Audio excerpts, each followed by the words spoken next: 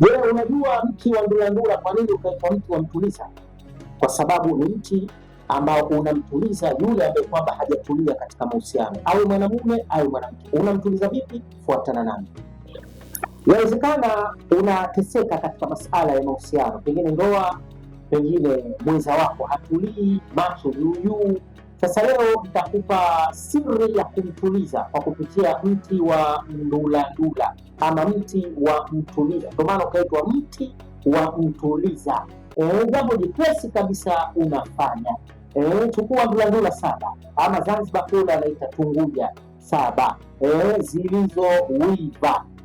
Baada ya kuchukua utaenda katika njia 7 tofauti, utanuia jina la yule unataka kumtuliza, kisha pasua. Nenda njia ya kwanza, nenda njia ya pili, nenda njia ya 3 mpaka njia ya 7. Yule mtu atatulia kama ilivyo mtu wenyewe unapoitwa mti wa mtuliza. Chukua hiyo uone ndoa yako ama mahusiano yako yatakapo